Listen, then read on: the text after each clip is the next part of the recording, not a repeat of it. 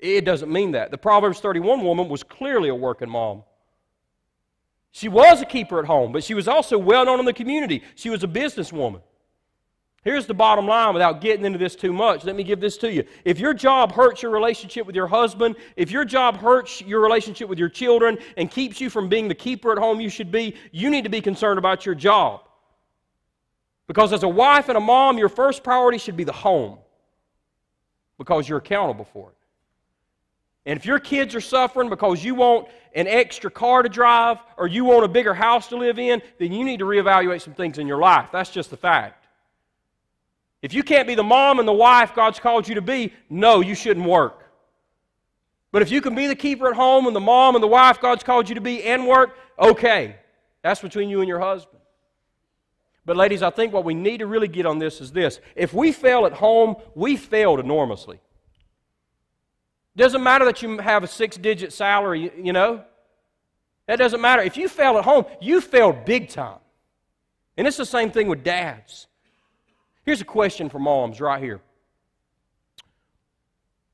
Will the life of your child fill you with the same joy that the birth of your child did? Will the life of your child fill you with the same joy that the birth of your child did? And you know what? I think a lot of that depends on how good of a mom you are. See, folks, your child isn't a doll for you to enjoy. I think some girls, young girls, think that, well, this is like a baby doll. Your child isn't a job for you to enjoy. It's a doll for you to enjoy. It's a soul for you to prepare to go out into the world and one day come face to face with the King of Kings and the Lord of Lords.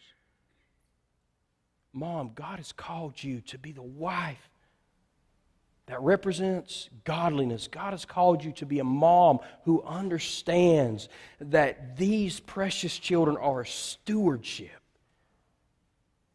And that one day you'll stand before God and give account for them. You're a mom. Embrace it. Embrace it.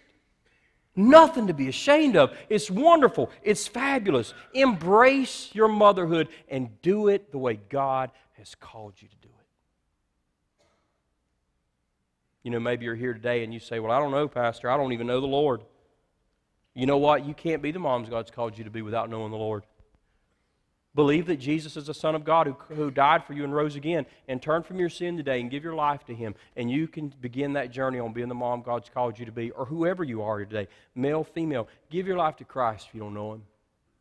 Maybe you're here today and you've already done that, but there's some other things in your life you need to do, some other steps you need to take. God's telling you need to do them. Why not today make that commitment? Make that commitment. There are so many different ways God may be speaking to you today. However He's speaking to you, listen to Him. With our heads bowed and our musicians coming forward, Father in heaven, I thank You